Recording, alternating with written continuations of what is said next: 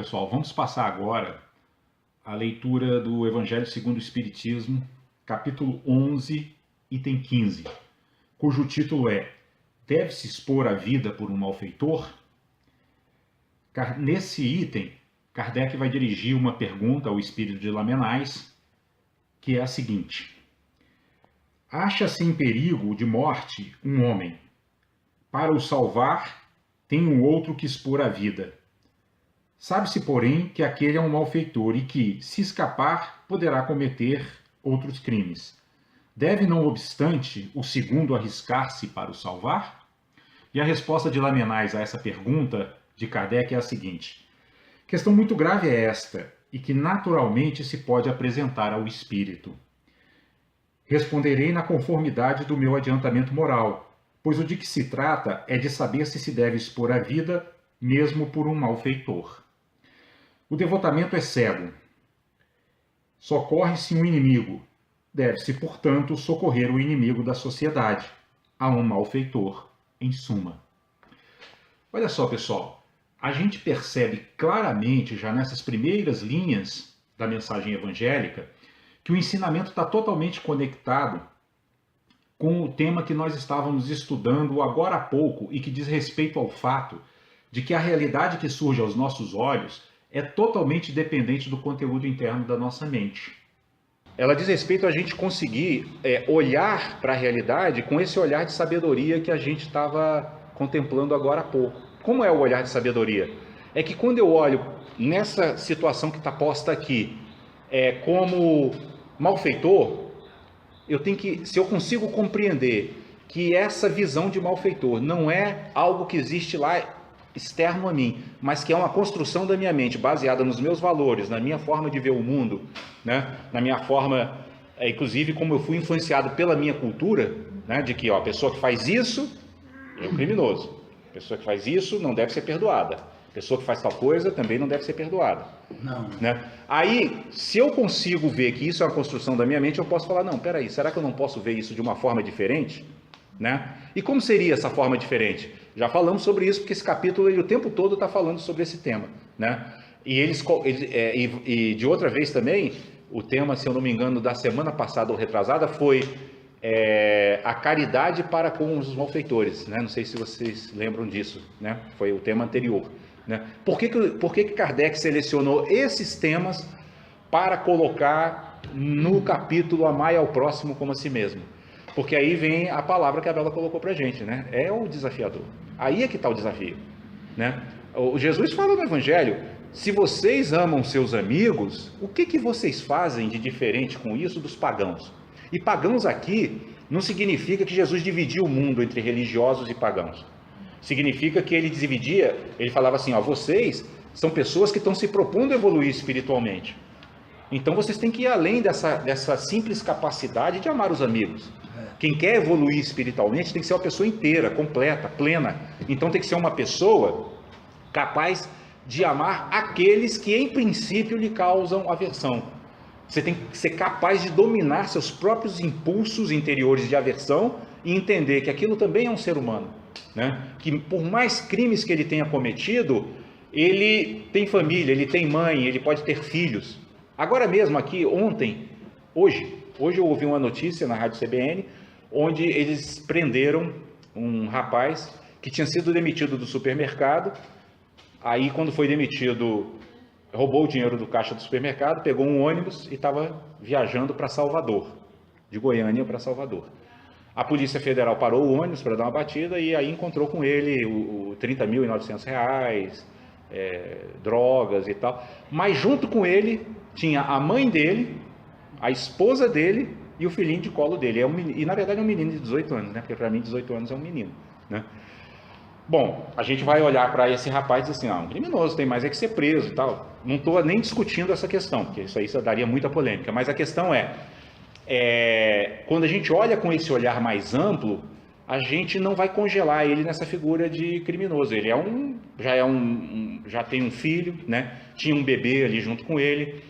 Ele, ao modo dele, de uma maneira cega, vamos dizer assim, ignorante do ponto de vista espiritual, estava tentando ajudar a família, né? Foi demitido e achou que dessa forma ia resolver os problemas dele da mãe, da esposa e do bebezinho, né, que ele tem que cuidar, né? E outra coisa, quando a gente olha com uma visão ampla, a gente presta mais atenção na reportagem, porque logo depois na reportagem ela falou assim, que ele, assim que a polícia o abordou, ele assumiu a responsabilidade por tudo que ele estava carregando e disse, olha, minha mãe e minha esposa nem sabiam disso, que estava na minha mochila, dessas coisas que estavam na minha mochila. Se é verdade ou não, o que importa aí é o quê? Isso foi o quê? Isso foi uma ação nobre, né, de proteção àqueles a quem ele ama. Só que a gente, quando olha para uma pessoa e só vê o malfeitor, a gente não consegue achar que ele seja capaz de amar também, né? Esse é o problema. Então, esse tema que nós estudamos agora há pouco, na segunda parte do nosso evangelho, ele diz respeito a isso. Se eu estou agindo com lucidez, eu não me prendo àquela primeira impressão que eu tenho do fenômeno, né? Então, pô, esse rapaz aí, nossa, roubou o patrão dele, né, que demitiu ele, caramba, tem que ser preso mesmo. Aí, se eu tenho lucidez, eu olho para mim mesmo e falo, não, peraí, será que eu estou tendo uma visão lúcida da situação? Será que eu não estou sendo muito estreito? Será que eu não estou congelando, né, a pessoa numa visão que não corresponde à realidade? Porque ele não é só isso, ele tem outros aspectos, ele tem aspectos positivos, porque todo mundo tem, todos nós temos sombra e luz. Então, olha, toda essa reflexão, o que ela vai fazendo com a gente? Vai fazendo com que nosso coração se abrande, se amplie para caber mais gente, né? Para caber mais pessoas, para caber também aquelas situações, como a gente estava falando agora há pouco com o Benedito, né? Que nos causam aversão até energética, né? Nossa energia, nossa, ele fez uma coisa horrorosa. Não, mas espera aí, ele fez, mas ele tem outras coisas. Eu tenho que saber olhar as outras coisas também. Isso é o olhar de sabedoria que o Evangelho nos propõe. É esse o olhar de Jesus. Vocês viram, né? Jesus, inclusive, não condenou prostitutas, não condenou os criminosos, não condenou os cobradores de impostos. Por quê? Porque ele tinha essa lucidez para não se deixar arrastar por visões estreitas da realidade. Ele via as pessoas no seu todo, né? E como ele era um ser iluminado, tem isso também. Nós também vamos ser assim um dia. O ser iluminado, ele não vê aquilo que o ser está manifestando, ele olha o brilho divino que há por detrás daquela manifestação, porque todos nós temos isso, né? Jesus falou, o reino de Deus está dentro de vós, dentro de todos nós, seja quem for, né? Pode estar obscurecido por uma série de karmas negativos, de ações negativas, mas está lá. E quando você tem um olhar iluminado, o que significa esse olhar iluminado? Um olhar que vai além das aparências. Então, aparentemente, aquela pessoa é um malfeitor, é um criminoso. Mas se eu tenho um olhar penetrante, aguçado, lúcido, eu vou além e consigo ver outras coisas que estão ali presentes. E se eu tenho misericórdia no meu coração, o que eu vou fazer? Eu vou ter um impulso compassivo de querer até ajudar aquele ser a que os aspectos positivos que eu estou conseguindo ver nele venham à tona. E que aqueles negativos ele consiga se libertar deles. Isso é que é compaixão. A compaixão, por isso que compaixão é inseparável de lucidez. Sem lucidez não tem como ter compaixão, não, é impossível, né? Se eu estou preso numa visão fixa, né? Aqui é certo, aqui é errado, aqui vale a pena, aqui não vale a pena, como que eu vou ajudar as pessoas que estão desse outro lado aqui, que eu coloquei desse outro lado e que eu acho que é o lado errado? Né? Eu tenho uma mente super inflexível, né? Uma mente que não consegue se adaptar às circunstâncias que brotam. E se adaptar não significa assim, não. Passa a mão na cabecinha e diz assim, não, continue fazendo. Não é isso não. Né? É adaptar no sentido assim, bom, que linguagem eu posso me comunicar com essa pessoa para dizer para ele que ele pode fazer diferente, que ele pode ser diferente, que ele pode superar os obstáculos internos dele mesmo, que ele pode ser outra pessoa. Bom, e continuando, diz assim, credes que é somente a morte que se vai arrancar esse infeliz? É talvez a toda a sua vida passada, porque pensai nisso, nesses rápidos instantes que lhe arrebatam os últimos minutos da vida, o homem perdido volve sobre sua vida passada, ou antes ela se ergue diante dele. Isso é uma descrição que todos os espíritos na literatura espírita nos dão, né? A pessoa, quando não só está prestes a desencarnar, mas corre um risco de vida iminente, né, que era o caso aqui, né, o malfeitor aqui está quase para ser morto, né, e nós vamos expor a nossa vida para salvá-lo. Nesse momento, todo o filme da nossa vida passa na nossa cabeça, né? Assim, com todos os detalhes, desde que a gente saiu lá do ventre da nossa mãe até aquele momento da nossa morte ou da nossa suposta morte, né? Então, o que significa? Que isso está sendo uma oportunidade oferecida a ele para que ele se regenere e que talvez eu, doando a minha vida para salvá-lo, possa estar salvando não a vida material dele, mas salvando o espírito dele de cometer mais negatividades, porque ali pode cair a ficha dele e falar, nossa senhora, eu preciso mudar, e ele vai continuar encarnado para praticar essa mudança, né, para construir essa mudança nele mesmo, percebe? E aí o Lamennais continua, a morte talvez chegue muito cedo para ele, a reencarnação poderá ser terrível, né? Se ele desencarnar naquele momento, né, com todo aquele karma negativo que ele construiu, porque ele é um malfeitor, né, ele pode não só ter muito sofrimento no plano invisível, como até na próxima vida que ele vier a reencarnar, né, porque ele vai trazer todas as consequências dessa vida atual. Ao passo que, se eu sacrifico minha vida por ele, e ele pode viver mais alguns anos e se regenerar, né? É como eu disse, estamos salvando uma alma, né? Não estamos salvando apenas um corpo. Porque, na verdade, do ponto de vista da doutrina espírita, o que realmente mais importa é o espírito, né? É o espírito evoluir, né? E aí ele diz assim, lançai-vos, pois, homens, vós, a quem a ciência espírita esclareceu, lançai-vos, arrancai-o à sua condenação, e então, talvez esse homem, que morreria vos insultando, se atirará em vossos braços. Todavia, não é preciso perguntar-vos se o fareis ou não, mas ide em socorro, porque salvando-o, obedeceis a esta voz do coração que vos diz, pode salvá-lo, salvai-o. Então, olha só, ele fala inclusive assim, pode ser até que esse espírito se torne eternamente grato a você, mas pode ser que não. E ele diz assim, e não pensem nisso, que é aquilo que a gente estava falando agora há pouco, quando o Benedito colocou aquela questão, né? Não é para a gente receber recompensa, é para fazer realmente aquilo que a nossa visão lúcida diz que é o melhor naquele momento. É o melhor que nós podemos fazer. Salvar um espírito de um sofrimento intenso pelo qual ele pode passar, que não é a morte do corpo dele, vocês estão entendendo? Não é a morte do corpo dele, mas todos esses aspectos que foram colocados aqui na mensagem, né? Dele não ter a chance de se regenerar e de passar por muito sofrimento no plano invisível e possivelmente numa futura existência. Vocês percebem então a conexão que tem, né? Então, assim, esse tema, ele é um tema que, na verdade, ele permeia todo o estudo nosso, nesse tema que eu estou falando, o tema da ignorância espiritual, né? Por quê? Porque o Buda, inclusive, ele fala, quando ele fala do primeiro elo, ele fala assim, ó, a ignorância é a porta de entrada do sofrimento e a porta de saída. Aí a gente entende, mas como assim a porta de saída? Por quê? Porque quando eu passo a olhar para isso, né, com muita frequência, por isso até o Benedito falou agora há pouco, né, falou, esse tema até a gente já falou aqui já, e na verdade vamos estar falando dele o tempo todo. Por quê? Porque ele é a porta de entrada e a porta de saída. Então, quando nós conseguimos entender plenamente esse tema, nossas dificuldades estão superadas, nossas dificuldades espirituais estarão superadas. Então, é olhar com todas as possibilidades que nós temos, com todos os instrumentos que nós temos, é como se a gente assim, olhasse com o olho, olhasse com uma lupa, olhasse com um telescópio, né, olhasse com uma lente de aumento super poderosa, para cada vez mais tornar isso real na nossa vida, né? Nos tornar capazes de efetivamente praticar isso na nossa vida.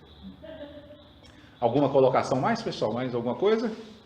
Não. Eu estava aqui pensando, para ser um espírito iluminado, eu vou viver alguns séculos e séculos ainda. Vou botar aqui, porque para mim existe um desafio muito grande, né? Aí não disse o malfeitor em que área, né? Mas eu pego aqui e imagino um malfeitor que estupra uma criança de 2 anos, com 3, com 4, com 5, muitas vezes é uma menina, fica grávida. Como é que eu posso entender que esse indivíduo pode se salvar, tá? É extremamente difícil na sociedade que nós vivemos, tanto comunista, socialista, capitalista, fascista, qualquer que seja esse tipo, é extremamente difícil. esse indivíduo é preso, ele vai para a cadeia, ele não tem uma recuperação, ele não tem um atendimento, há uma dificuldade muito grande para que isso ocorra. E será que esse crime continuado, nunca ele parou para refletir na vida que ele estava fazendo uma coisa errada e que uma criança que não tem ideia, não tem pensamento, não tinha vontade, não tem, muitas vezes até sob ameaça, né, de matar a mãe. Então, para mim é um desafio enorme, sabe? É um desafio enorme. Eu já fico até com a minha ideia assim, meio arrependido, por exemplo. Antigamente eu vi um indivíduo pedir esmola, 2 mortos. Ele dava ele tomar cachaça. Não, ele tem essa concepção, não. Ele faz o que ele bem entende, pelo menos você colaborou com ele. Então, é extremamente desafiador você entender essas circunstâncias, fazer com que o indivíduo que tem toda essa maldade, né, que tem todo esse, sei lá, o espírito de porco. Esse histórico, né, negativo. E você, ainda que assim, você fala, não, peraí, olha, você faz esse sequestro aí dessa criança, peraí, eu vou aí salvar. Aí o cara, não, passa na frente, dá um tiro, pá, eu vou correr o risco de morrer com esse indivíduo. Como você disse, aí é o espírito do bicho. Não importa se ele vai evoluir ou não importa o que você faça.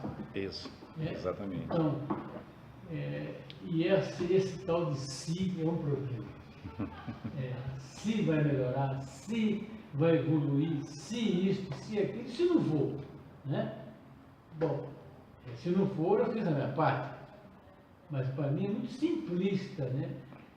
Eu fico cada vez mais que eu vejo esses desafios, né? Jesus cresce no meu olhar, porque vai ter paciência assim lá no céu. Mas você colocou exatamente isso, né? Porque veja bem, aqui os espíritos estão colocando mesmo, é como se fosse assim, eles não estão nos propondo coisas pequenas, eles estão nos propondo realmente chegar na meta final, né? Então isso aqui é uma ação que vai ser praticada quando realmente nós estivermos num nível, né, de domínio da nossa própria energia interna, porque isso que você falou é uma versão que todos nós vamos ter naturalmente, ainda que a gente compreenda isso aqui cognitivamente, sem dúvida nenhuma, né? A gente vai ter vontade de pegar um estrupador de uma criança de 2 anos e, né, enforcar, bater, né? Sofrer, ou ainda que a gente não pratique a ação física, no pensamento a gente vai ter raiva.